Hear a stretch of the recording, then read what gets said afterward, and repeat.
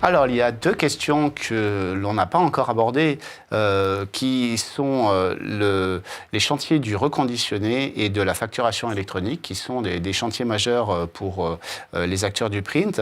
On va faire un tour de table sur ces sujets-là. La première question que je poserai, c'est finalement dans quelle mesure la loi AGEC et la CSRD impactent l'activité des entreprises du bureau et de l'impression. Donc voilà, est-ce que c'est, on peut peut-être rappeler donc ce que sont ces lois et ces règlements. Vous les connaissez Ouais. Bon, la substance, en tout cas, oui. La substance, voilà.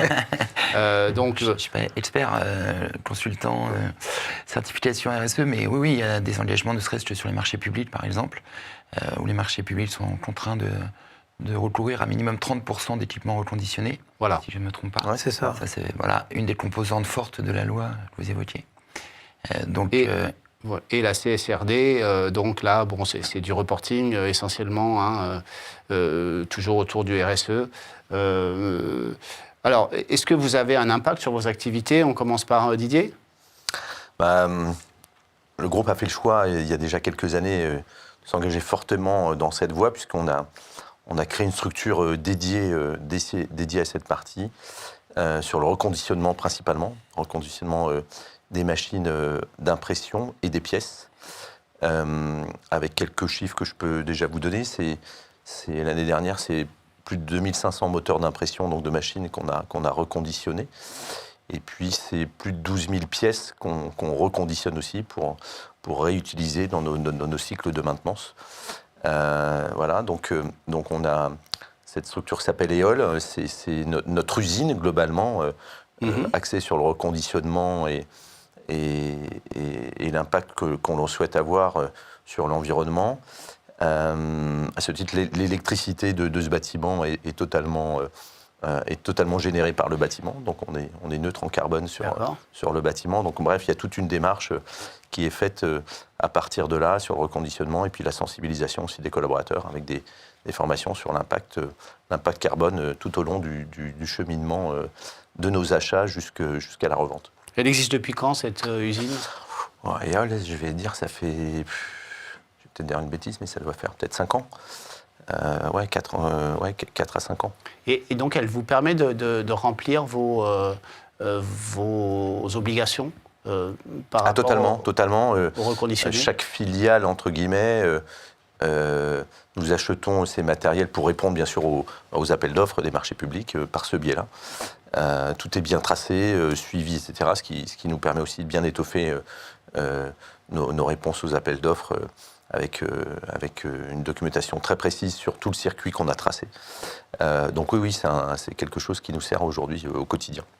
Le reconditionné, donc, c'est présent dans votre culture, énormément. L'impact environnemental, déjà, est très important.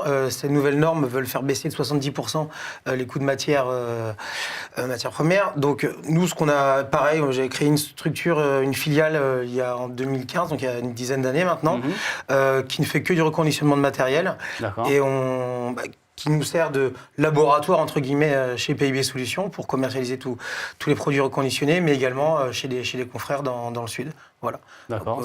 Et donc, c'est tous les matériels, print et informatique? Alors, c'est deux métiers différents. Le reconditionnement print et informatique, c'est complètement deux choses différentes. Alors, vous faites on le fait en print et en informatique. La structure, elle fait à peu près 80% de print et 20% d'informatique. D'accord. Voilà.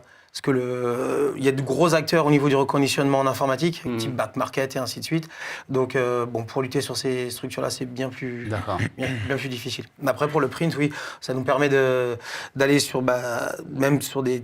vu que le marché est en baisse encore sur le print, sur des coûts plus réduits et surtout sur le côté environnemental, tout simplement. Comment ça se passe pour vous? Ça se passe bien, très bien même, mais effectivement, on est sur un produit, le multifonction historique, c'est quand même un produit pas forcément le plus durable, qui s'intègre dans une logique le plus durable, plus d'innovation et un usage déclinant. Donc, il est clair que tout nous oriente vers des solutions reconditionnées pour l'intérêt de notre planète.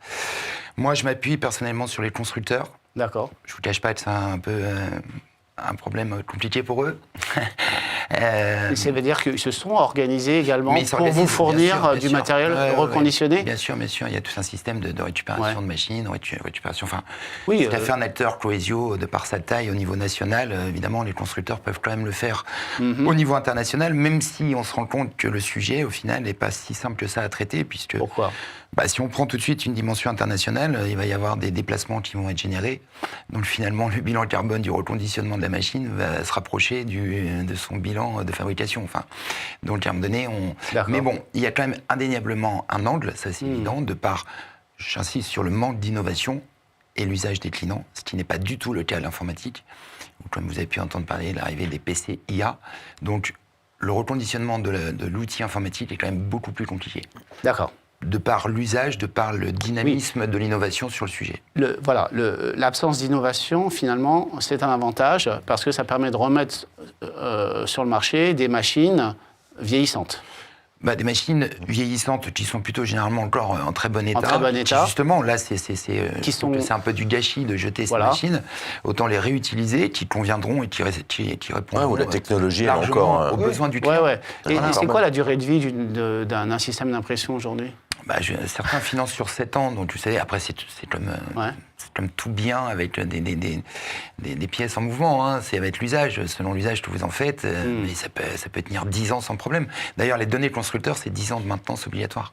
D'accord. Donc une machine peut tenir bien utilisée, bien calibrée, le bon usage en face de la bonne machine, c'est 10 ans sans problème. Puis bien maintenue aussi, surtout. La qualité technicien est très importante, Que ce soit toujours le même technicien qui soit sur les mêmes matériels, qui les entretienne, c'est là où on a notre valeur ajoutée aussi. D'accord.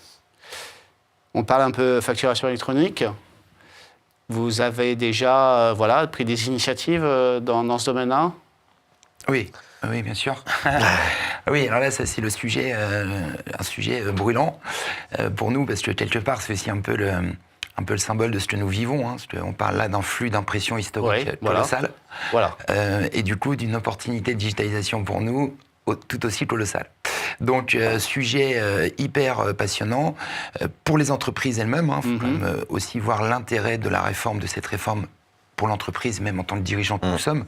En tant que dirigeant, cette réforme sera bénéfique pour tout le monde, dans l'usage, dans le gain de temps, dans la collecte de la TVA, etc. Donc c'est un super sujet.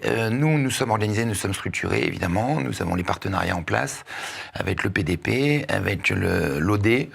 Nous n'avons pas vocation nous-mêmes à nous positionner sur ces sujets, puisque c'est des investissements beaucoup trop lourds et c'est un métier à part entière.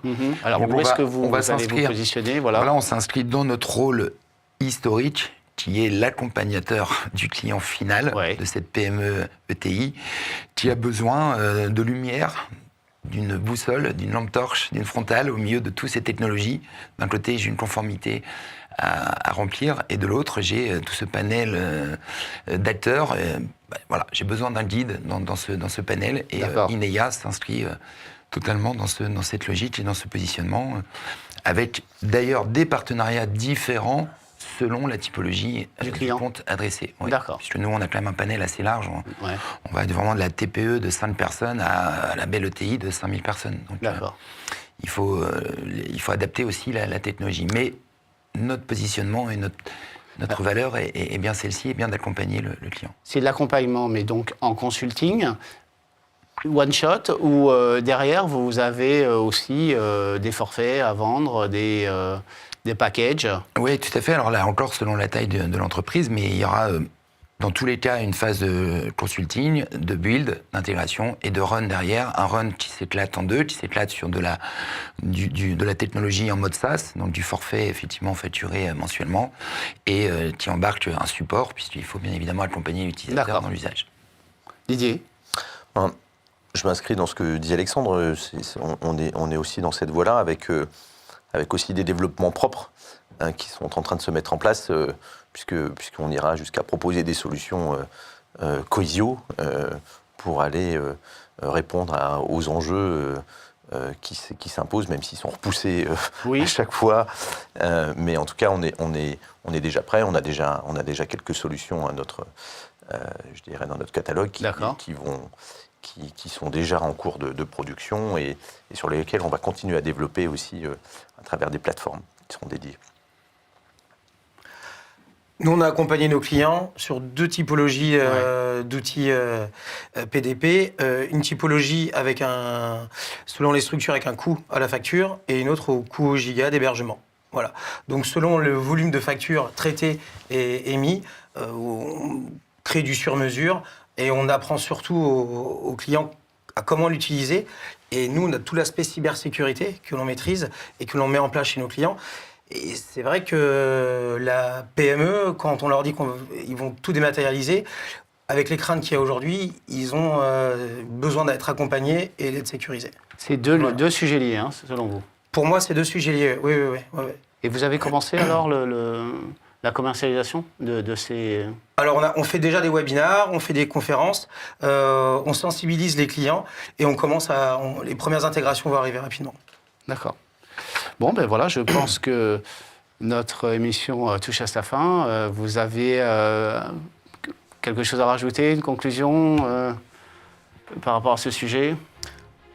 Ça nous laisse quelques années de croissance. Ouais. On a encore même si le marché de l'impression est en déclin, on a vu qu'il y a de nouvelles solutions qui vont permettre de redynamiser nos marchés, redynamiser nos équipes et accompagner nos clients pendant quelques années. Oui, c'est vrai, vous êtes en pleine recomposition permanente. Hein. Oui. Vous venez de faire une grosse opération. Oui, tout à fait. Une acquisition qui me permet aujourd'hui d'accompagner au-delà de la LFE. La facture électronique va être un point, mais il y a la conformité. Tout un tas de directives qui vont se transformer en loi, qui arrivent. On a déjà DORA NIS 2 qui fonctionne beaucoup. Nous accompagnons beaucoup en ce moment sur DORA, puisque nous avons beaucoup de clients qui interviennent sur les marchés financiers, cotés ou non cotés. D'ailleurs, tous les acteurs sont concernés sur une mise en conformité sur la sécurité, qui devient vraiment de plus en plus structurant parce qu'il faut quand même avoir conscience que nous sommes encore à l'ère du Far West digital, quoi. Ok. Un petit mot, Didier? Nous, on continue notre dynamique. C'est vrai que tous ces changements, c'est plutôt de belles perspectives. Oui. Nous, on y est très intéressés et on trouve que justement cette dynamique qui est enclenchée nous donne des jours futurs qui sont plutôt prometteurs. On a fait, là, sur l'Île-de-France, nous, on a fait 5 acquisitions de structures l'année dernière, là, en clôture fin mars. On en a encore 3 là, qui vont se closer là. Donc tout ça, c'est aussi très structurant pour nous. Voilà, le métier évolue très rapidement pour vous. Très vite, ouais. Très bien, merci beaucoup d'avoir suivi cette émission. Je remercie mes invités. Merci beaucoup. Et je vous donne rendez-vous dans 2 mois pour une émission sur la cybersécurité. À bientôt, merci, au revoir.